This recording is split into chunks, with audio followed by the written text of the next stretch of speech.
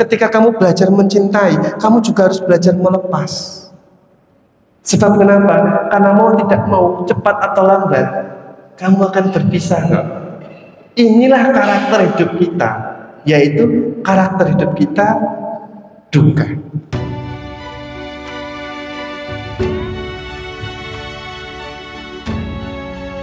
Baik, selamat malam semuanya. Namo Buddhaya. Terima kasih untuk MC yang telah membacakan CV singkat tentang saya. Dan yang saya hormati Biku Badra Mutri Stawira selaku Kepala Vihara di Wihara Dharma Kirti dan teman-teman semuanya. Suara Bante kedengaran jelas tidak? Jelas ya. Jika kurang keras mohon kasih tahu. Ya, Bante sangat senang sekali pada kesempatan hari ini Bante diminta oleh Bante Murti. Ini karena kesempatannya tidak disengaja dalam pertemuan retreat RHB sekitar 1 minggu yang lalu atau 10 hari yang lalu. Beliau mengundang Bante belum pernah ke Palembang. Belum. Bisa hadir nggak nanti ya? Ya mudah-mudahan bisa kalau terkondisi. Dan ternyata beliau mengkondisikan sekali. Karena itu Bante haturkan terima kasih kepada Subhadra Murti ya. Karena ini kesempatan pertama kali saya hadir dalam acara kelas sederhana, yaitu dalam Dhamma kelas di rangkaian Puja Asada. Nah, Bapak Ibu semuanya, tadi sudah dikenalkan secara singkat bahwa saya itu tinggal di daerah timur di Papua gitu. Sehingga jarang sekali ke Sumatera. Nah, pada kesempatan hari ini kita akan berbicara di Dhamma kelas ini berkenaan tentang Asada, yaitu tentang pemutaran roda Dharma. Yang mungkin sebagian teman-teman sudah pernah membaca, pernah mendengar, tapi di sini kita mengulas kembali untuk mengingat, memahami kembali apa yang sudah kita ketahui. Nah, untuk masuk ke sini, izinkan dulu Bante bercerita. Boleh tidak Bante bercerita? Boleh tidak? Boleh tidak boleh, harus boleh loh ini. Saya jauh-jauh datang ke sini nggak boleh bercerita. Waduh. Kalau kata orang Papua, mama yo gitu. Nah, Bante ingin bercerita tentang sebuah kisah anak muda. Ini mungkin sebagian Anda sudah pernah dengar cerita ini. Jadi ada satu ketika ada seorang anak muda, kira-kira usianya itu 34 tahun lah, seperti saya ini. Tidak terlalu tua, tidak terlalu muda. Pemuda ini itu lagi galau di rumah. Tahu galau? Tahu tidak galau? Tahu ya, bapak-bapak tahu ya. Meskipun sudah ABG, anak baru gocap, tahu galau pasti. Anak muda ini galau di rumah, gabut mau ngapain bingung. Singkatnya karena kegabutannya itu dia iseng-iseng pingin panjat gunung. Di sini ada gunung tidak di Palembang ini? Nggak ada. Oh ya, kalau itu kita cari yang ada saja lah ya. Dia panjat gunung di sebuah gunung di daerah Jawa. Pemuda ini dia tidak berpengalaman untuk panjat gunung, sehingga dia searching di internet, di googling. Kan sekarang kita semuanya Google ya, dikit-dikit Google, dikit-dikit Google itu. Kalau di tempat Bante saja, kalau mau dana, telepon dulu, Bante saya mau dana, yang datang GoFood gitu. Ini pun sama, dia searching gimana caranya untuk panjat gunung. Singkat cerita dikatakan kalau mau panjat gunung itu harus dipersiapkan selain fisik juga yaitu apa? Makanan dan sebagainya. Lalu dia persiapkan, ketika dia persiapkan dia panjat gunung. Kita anggap saja ini Gunung Semeru di Jawa yang dikatakan masih ada binatang buasnya. Ini pemuda baru pertama kali panjat gunung, dia berani sekali panjat gunung sendirian. Karena gabut, galau, bingung mau ngapain. Dia panjat gunung santai gitu. Pernah panjat gunung belum Bapak Ibu? Belum pernah. Jadi kalau kita panjat gunung itu kita menelusuri Gunung Setapak. Kebetulan saya suka panjat gunung gitu. Ketika dia panjat gunung, pelan-pelan jalan setapak, di dalam perjalanannya itu yang tinggi ini, di tengah-tengah perjalanan, dia sudah mulai kelelahan, sudah mulai kehabisan tenaga. Lalu ketika dia berjalan terus, tiba-tiba dia bertemu seekor harimau. Tahu harimau? Harimau? Harimau ini sangat lapar sekali. Dia sudah 1 minggu tidak makan. Dia lagi mau turun gunung pengen cari makanan. Nah, ketemulah pemuda yang usianya masih muda sekali. Yang nggak terlalu muda-muda lah ya. Masih haujet gitu istilahnya dagingnya. Masih enak dimakan gitu. Jadi saking kelaparannya harimau ini turun. Ketika harimau ini turun dan pemuda ini sedang mau naik panjat gunung, di pertengahan jalan ini mereka berpapasan. Tahu berpapasan? Bertemu. Jadi pemuda ini mau naik, harimau ini mau turun. Mereka ketemu. Ketika ketemu, wah, pemuda ini menatap harimau. Dan harimau ini pun menatap pemuda. Mereka saling tatap-tatapan, tapi nggak jatuh cinta loh ya. Mereka saling tatap-tatapan. Ketika saling tatap-tatapan ini harimau ini berpikir, wah ini kesempatan pucuk dicinta ulan pun tiba. Lagi lapar, ada anak pemuda sedang datang. Ketika pemuda ini melihat harimau ini, dia langsung kebingungan. Ketika kebingungan, kira-kira apa yang dia lakukan? Apa? Di sini lari, di sini kira-kira nggak bisa apa-apa. Kalau mama ini bilang nggak bisa apa-apa itu. Kok mama? Di sini manggilnya apa? Hah? Cece ya? Oh ya. Cece ini bilang nggak bisa apa-apa. Tapi ini pemuda ini hampir sama dengan masyarakat saat ini. Ketika bertemu bahaya, dia langsung menggunakan jurus andalannya. Apa jurus andalannya? Langkah 1000. Dia balik badan lalu lari sekencang-kencangnya. Ketika dia lari, harimau pun mengejar. Kira-kira duluan mana ini? Harimau atau pemuda? Kenapa harimau? Karena kakinya 4. Pemuda kan kakinya 2. Pemuda ini lari kencang sekali ya teman-teman semuanya. Ketika saking lari kencangnya ini, kalau orang sedang lari panik, takut, itu larinya sembarangan. Mungkin Bapak Ibu yang takut dogi, ketika ada dogi dikejar dogi, pagar 4 meter pun bisa diloncatin. Karena saking takutnya. Pemuda ini pun sama. Meskipun kakinya 2, dia lari kencang sekali. Orang mau dimakan. Tapi karena panik, harusnya dia itu larinya lurus ke kanan, dia malah belok kiri. Ketika lari belok kiri terus, ternyata jalan ini jalan buntu. Di depannya ada jurang yang dalam sekali. Wah, bingung dia. Biasa kalau manusia sedang bingung tuh ngapain? Hah? Lari, mandi, panik. Ya kalau orang sedang bingung, sedang panik ngapain? Pasrah. Oh ini filosofi pasrah di sini. Hampir sama dengan kita. Ketika Bapak Ibu di rumah sumpek, bingung mau ngapain, ada masalah, pasti lari ke wihara lalu berdoa. Pemuda ini pun sama. Ketika sudah bingung nggak bisa apa-apa, dia nengok ke belakang, harimaunya makin deket, dia langsung bersujud.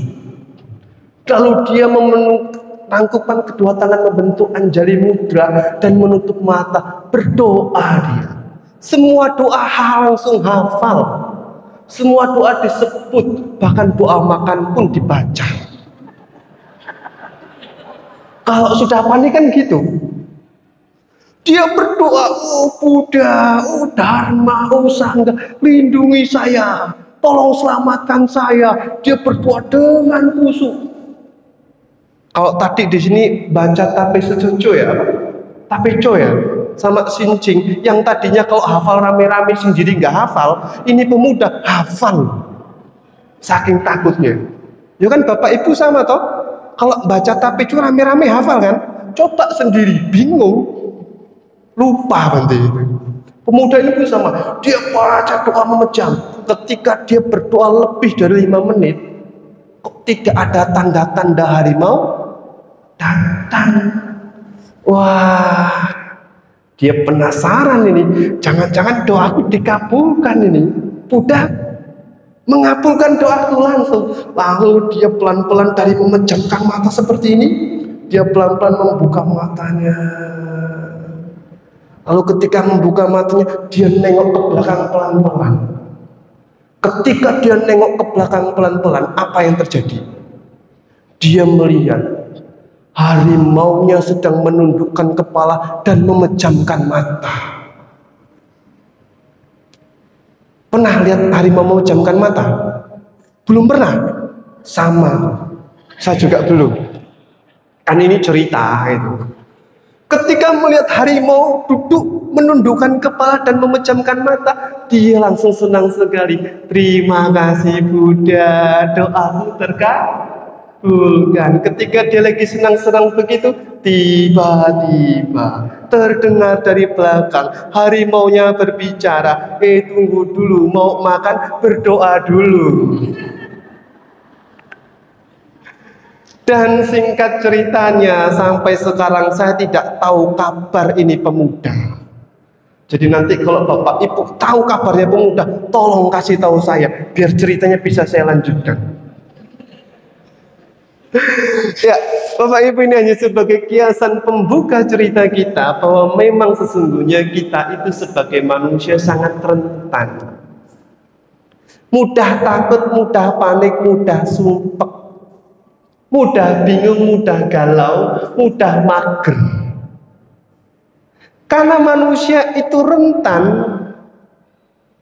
Buddha mencari cara bagaimana agar diri kita itu selamat.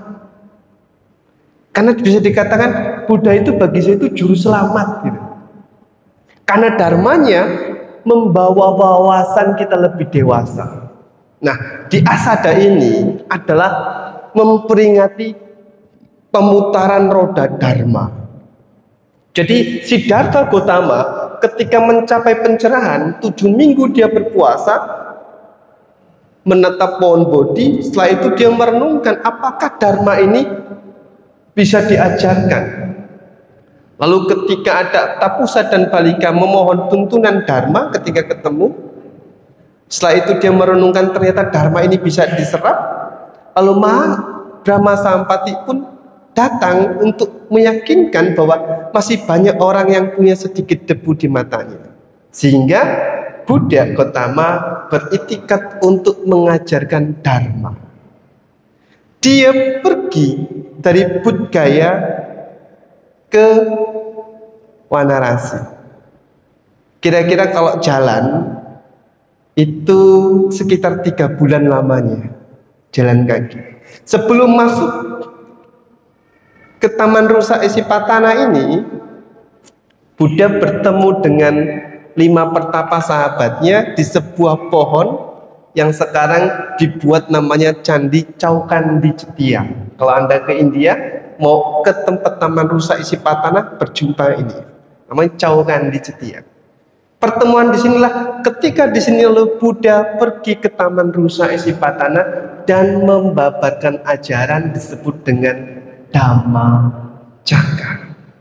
Karena kasih sayang Buddha melihat manusia itu rentan, manusia itu mudah galau, manusia itu mudah menderita, maka Buddha mengajarkan ajaran pertama kali yang mengguncang dunia.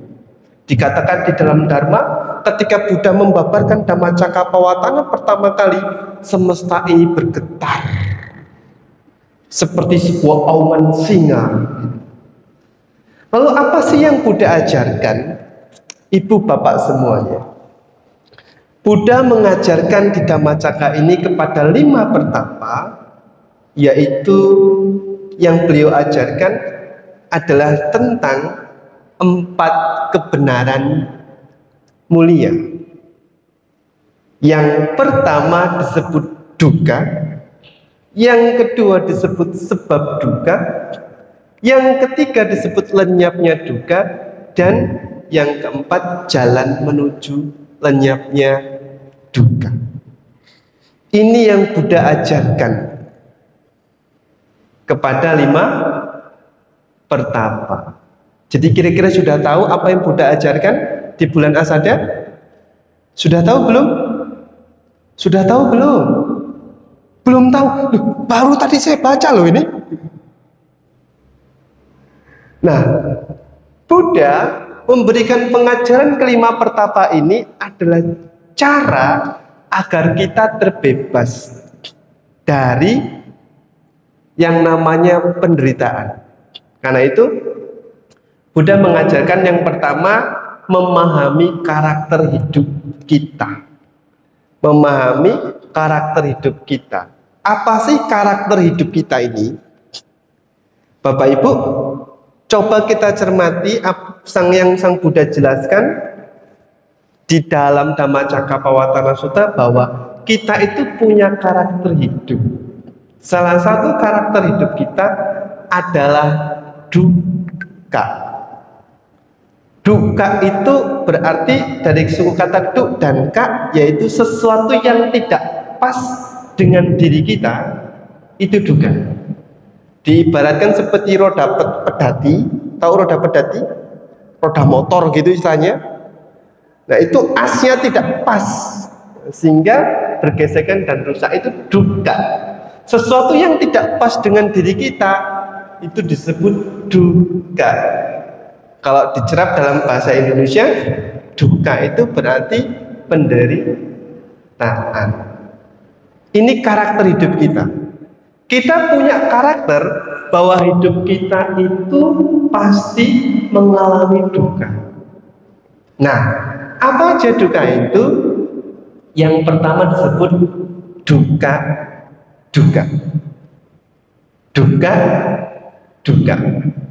Yaitu duka biasa atau penderitaan biasa. Penderitaan biasa itu adalah penderitaan yang mudah diatasi. Sebagai contoh, Bapak Ibu kepanasan di sini, yang hidupin AC, kan panas menderita. Ya sudah, hidupin AC kan mudah diatasi. Atau Bapak Ibu haus juga duka loh. Karena haus, maka minum. Nah, saya minum dulu ya.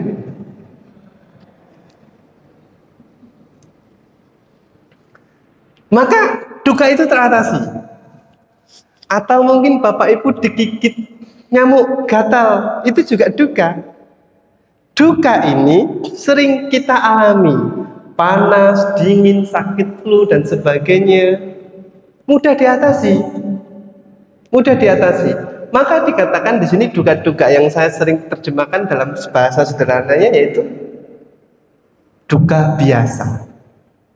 Tapi ada yang lebih dalam dari penderitaan biasa ini, dari duka biasa.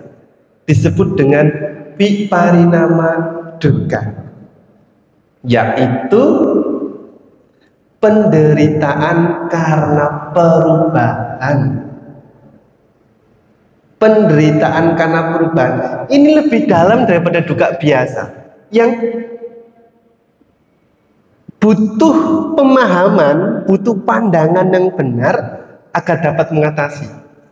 Ya, mungkin teman-teman atau Bapak Ibu di sini yang dulu rambutnya itu masih bagus, lama-lama ya putih, lalu rontok gitu ya. Kalau saya nggak rontok loh ya, atau botak gitu. Kalau saya gundul, tapi saya sering disebut Mataram. Tahu Mataram? Manis tanpa rambut. Ya itu duka perubahan, ya. Atau mungkin Bapak Ibu berpisah dengan yang Anda cintai, itu juga penderitaan dan gak mudah diatasi. butuh waktu, butuh apa lagi? Selain butuh waktu, butuh cara, teknik dan sebagainya. Umpamanya dulu yang muda-muda nih, kalau yang muda-muda lihat saya senyum-senyum, maka saya sebut langsung gitu. Yang muda-muda ini dulu umpamanya punya pacar, ketika sudah punya pacar, putus, ya putus itu kan berubah. Ya. Dulu muda, sekarang tua, itu kan berubah. Dulu sehat, sekarang sakit, ya itu kan berubah. Selalu begitu. Karena apa? Karena kehidupan kita itu tidak ada yang konstan, Bapak Ibu semuanya. Tidak ada yang tetap. Gak ada yang tetap, gak ada yang konstan. Selalu berubah. Karena itu, yuk kita sadari bahwa hidup itu memang berubah. Bahwa hidup itu selalu datang dan pergi. Kan banyak kan anak-anak muda sekarang itu yang sedang patah hati. Ketika sedang patah hati itu suka ungkit-ungkit gitu. Dulu kamu katanya cinta padaku, dulu sekarang katanya sayang padaku, kok sekarang seperti itu? Kamu kok berubah, gak seperti dulu? Jawabannya ya kita bisa singkat saja, loh, memang hidup itu berubah kok. Tidak ada yang tidak berubah di dunia ini. Selalu ada perubahan. Karena itu Bapak Ibu, untuk memahami ini kita belajar melonggarkan hati Anda. Kita belajar melonggarkan hati kita. Longgarkanlah hatimu ketika tiba-tiba menerima pasanganmu itu berubah. Bapak-bapaknya punya istri awal-awal mesra-mesra, sudah agak lamaan, berubah kok jadi bawel ya. Saya punya teman itu punya pelihara burung beo, dia bilang, Bante, sebawel-bawel burung beo saya lebih bawel istri saya. Saya pikir-pikir untung saya nggak punya istri, saya biksuan ya. Jadi selalu berubah. Karena itu kita belajar melonggarkan hati kita. Memang selalu ada perubahan. Selalu juga ada perpisahan. Siapa di sini nggak pernah berpisah? Yuk, siapa yang di sini nggak pernah berpisah? Pasti pernah berpisah. Karena itu pada saat Anda punya kekasih, Anda saat punya pacar, terus kamu bilang pada saatnya coba kamu duduk berdua, lalu kamu coba bilang dengan pemahaman Dharma ini, kamu bilang, Dek, kalau di sini bilang apa panggilan kekasih itu apa? Hah? Yayang Beb. Yayang Beb. Ya, kata Bante Murti Yayang Beb. Oh, bukan kata sebelah Bante Murti. Saya nggak tahu sebelah Bante Murti itu siapa. Yayang Beb katanya. Sudah Yayang Beb lagi ya, boros itu. Jangan-jangan itu punya dua kekasih dia. Biar nggak bingung Yayang Beb aja. Satu Yayang, satu Beb kan itu. Oke, Yayang Beb. Jadi Anda bisa duduk berdua dengan pemahaman Dharma ini bahwa yang atau Beb, ingatlah pada saatnya tetap kita akan berpisah loh. Jadi kita kalau sedang jatuh cinta itu Bapak Ibu ya, bilangnya kan suka, aku mencintaimu untuk selama-lamanya, aku ingin bersamamu, aku ingin menua bersama kan gitu. Tapi sebenarnya kalau kita menilik ke dalam Dhamma itu tidak bisa loh. Jadi yang adik-adik muda kalau ada cowok bilang aku mau bersama-sama denganmu, itu bohong itu. Jangan percaya. Karena tidak bisa, kan selalu berubah. Meski pasti akan berpisah. Kenapa? Karena memang pola hidup kita sudah begitu. Ada pertemuan pasti ada perpisahan. Jadi kalau kalian ini teman-teman semua yang sudah punya kekasih, yang sudah punya istri, ketika Anda duduk berdua, yuk sambil disadari. Mungkin kalau Anda sedang momen berdua, ya gitu, lagi mesra-mesranya, katakan, yuk kita sadari, yuk bersama-sama bahwa pada saatnya nanti kita akan berpisah loh. Tidak boleh protes kalau kita berpisah, karena memang karakter hidup kita seperti itu. Jangan kaget kalau nanti orang yang kamu cintai itu berubah, meninggalkanmu. Ya pastikan salah satu akan meninggalkan, ya kan? Nggak mungkin selamanya. Ya, paling tidak nanti kan meninggal salah satunya. Loh itu pasti kok. Karena itu dikatakan di parinama duka itu berpisah dengan yang dia cintai itu duka. Tidak bisa lepas. Makanya saya sering tekankan kepada adik-adik semuanya, ingat loh, ingat dharma. Ketika kamu belajar mencintai, kamu juga harus belajar melepas.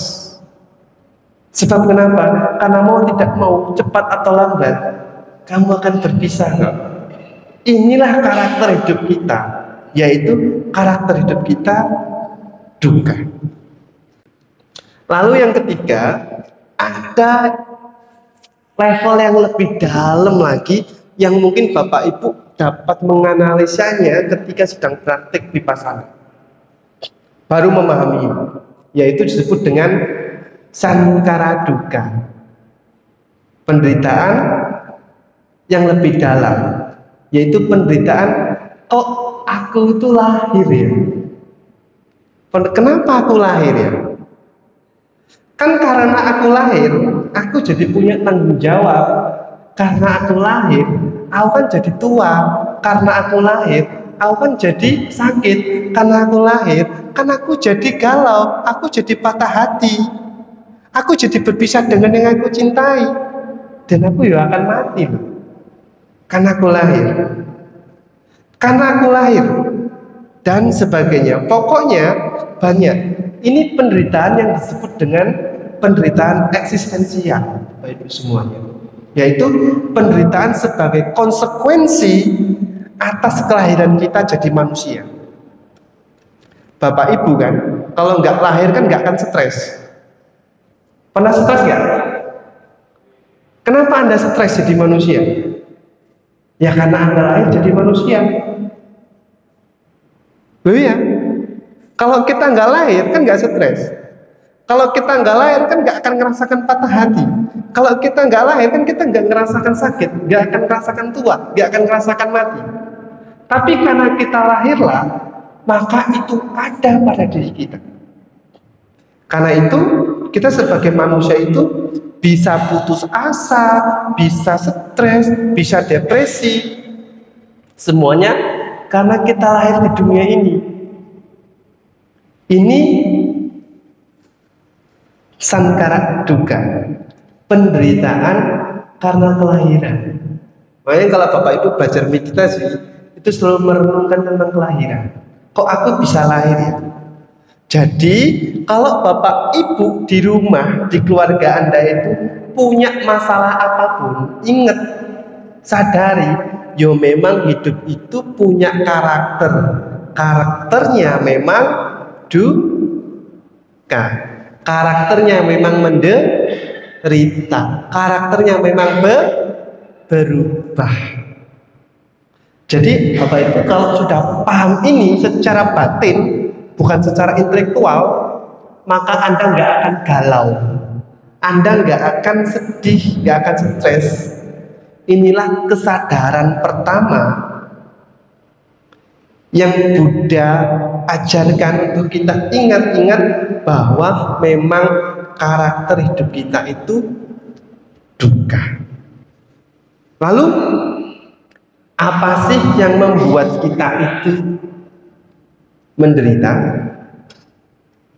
Yang membuat kita menderita itu disebut samudaya.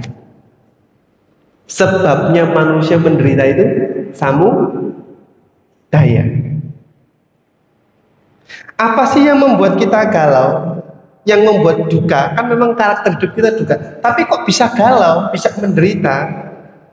Ya, cuma ini, samudaya ini. Maksudnya apa? Maksudnya itu kuncinya itu ada pada diri kita sendiri, ada pada pikiran kita sendiri. Nah, samudaya sebab duka itu karena manusia itu diliputi menggenggam erat keserakahan, kebencian, kegelapan batin, terikat inilah disebut dengan tanha, keinginan, hasrat yang tidak terkendali, itu tanha.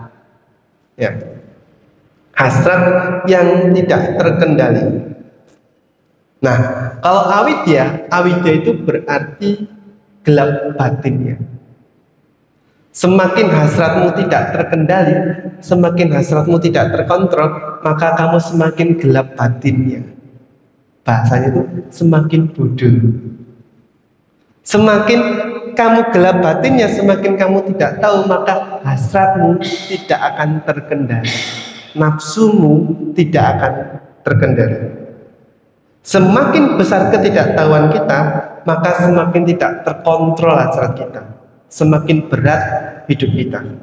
Ini samudaya. Ini yang membuat kita menderita. Atau meskipun Bapak Ibu sudah tahu, tetapi hasratnya, keinginannya itu tidak terkontrol, banyak macam-macam, yaitu nggak akan terkendali. Maka semakin banyak keinginan Anda berbanding korelatif, semakin banyak rasa kecewa. Coba cek ke dalam diri kita. Yang sering membuat kita menderita itu apa sih? Karena keinginan kita nggak pernah tercapai. Bapak Ibu marah kepada anaknya, kenapa? Karena anaknya nggak sesuai dengan harapan Anda, keinginan Anda. Nah, iya. Coba cek ke dalam diri kita masing-masing. Ini disebut opanayiko dalam Dhammanussati. Melihat ke dalam batin. Kenapa saya bisa menderita? Oh, karena keinginan saya tidak tercapai. Karena nggak tercapai itulah kita menderita. Jadi coba cermati, sumber apapun yang membuat Bapak Ibu itu galau, membuat Bapak itu stres, membuat Bapak itu menderita, itu karena apa sih? Karena keinginan Anda tidak terpenuhi mestinya. Coba kalau terpenuhi, nyaman. Tapi kan dalam hidup tidak semua yang kita inginkan terpenuhi. Karena itu kita belajar tahu diri dan tahu posisi. Nah, kalau yang kedua itu avidya, kebodohan, ketidaktahuan, gelap batinnya. Karena itu yuk segera, kalau kita merasa nggak tahu, semakin gelap, cepet-cepet agar kita tahu diri, supaya kita nggak salah jalan. Jadi Bapak Ibu kalau sudah menderita banget, sumpah, coba belajar menganalisa dalam diri kita. Ini penting sekali. Nah, karena itu saat ini kan ya Bapak Ibu kalau kita cermati, banyak orang itu sulit untuk bisa menikmati hidup. Saat ini tuh banyak orang sulit untuk bisa menikmati hidup. Mungkin mengejar kesuksesan ya banyak, mendapatkan cuan banyak bisa. Yang sulit itu menikmati hidup. Biasanya kuncinya di apa? Kuncinya mampu mengelola keinginan, mampu mengelola hasrat kekuatan atau tahu batas dirinya. Bante berikan gambaran seperti ini. Ini kan ada segitiga. Ini Bante bawa buku, bukunya bagus, Anda boleh baca. Ini kan segitiga. Ya, 1, 2, 3. Kelihatan? Mama-mamanya kelihatan? Nah, ini keinginan Anda. Anda menginginkan apa? Bante, aku ingin kaya raya. Boleh kok. Kaya kan boleh. Buddha kan bilang, salah satu penderitaan manusia sebabnya karena kemiskinan. Makanya harus kaya, Mat Buddha. Aku tapi harus tahu diri. Aku ingin kaya Bante, maka Anda mengkondisikan bekerja keras. Nah, ketika mengkondisikan tercapai, kalau tercapai Anda senang, bahagia. Tapi kalau nggak tercapai, menderita. Tetapi kalau sudah tercapai di sini, apakah keinginan itu akan berhenti di sini? Tidak. Dia akan menjadi keinginan yang lain. Aku mau sesuatu lagi. Sudah kaya, aku lu ingin punya istri yang cantik Bante. Sudah punya istri cantik, mengkondisikan karena ada uang, maka dia pergaulannya bagus, karena dapat istri yang cantik, terkondisi. Kalau sudah dapat istri yang cantik atau suami yang baik, yang ganteng, apakah akan berhenti di sini keinginannya? Tidak, terus berlanjut. Anda nggak akan bebas dari circle itu. Itulah samudaya. Itulah tanda, itulah awit dia membelenggu, disebut rahula. Rahula. Jadi jika Bapak Ibu punya keinginan yang kuat, harus belajar tahu diri dan tahu posisi. Posisi kita itu gak akan pernah selesai keinginannya. Bante, nanti ke aku kalau ke wihara, kalau aku sudah sukses. Ketika sudah sukses, nanti Bante kalau aku sudah, anak-anakku sudah selesai. Kalau anak-anaknya sudah selesai mentas semua, nanti Bante kalau cucuku sudah selesai. Terus seperti itu. Sibuk gak pernah habis. Bahkan mau meninggal aja Anda masih sibuk. Loh iya loh, pernah tahu cerita tentang ini belum? Orang yang terlalu sibuk. Belum pernah dengar? Nanti boleh cerita ya, ini penutup ya, terakhir. Boleh tidak?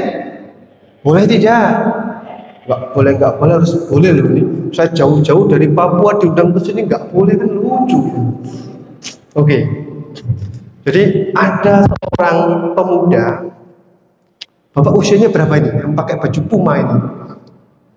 49. 50 lah ya hitungnya ya. Hitung sio lah ya. Ya kan kalau 49 kayaknya gimana gitu. Loncat saja 40. Kira-kira usia 40. Dia itu pintar belajar dharma. Ngerti. Dharma itu ngerti. Lalu dia berpikir, kan ada satu ketika dengar baca buku atau ceramah Bante, katanya kalau kita meninggal, ingat Buddha, ingat Dharma, ingat Sangha, pasti masuk surga. Nah, karena dia ini orang yang cerdas, karena dia sibuk susah ke wihara, sehingga dia bertekad, aku harus punya anak 3. 3 ini nanti aku kasih nama. Yang satu anak pertama kasih nama Buddha, yang kedua kasih nama Dharma, yang ketiga kasih nama Sangha. Jadi nanti kalau aku sibuk ke wihara, tiba-tiba aku sakit, mau mati, aku panggil anakku karena aku ingat Buddha Dharma Sangha, mati masuk surga. Oh, sesat ini. Nggak pas ini, nggak cocok. Tapi ini keyakinannya. Maka ketika dia usia 40, genap anaknya 3, dirawat baik-baik sampai usia 60. Lewat dikit 65, nafasnya tinggal sedikit. Oh iya, sekarang kan banyak orang seusia saya itu banyak yang meninggal. Nah, ketika dia sudah sakit, dia itu mempersiapkan semuanya. Si anak ini punya toko ini, si anak 1, 2 punya toko ini, si anak 3 punya toko ini. Tolong jaga tokonya baik-baik ketika sakit.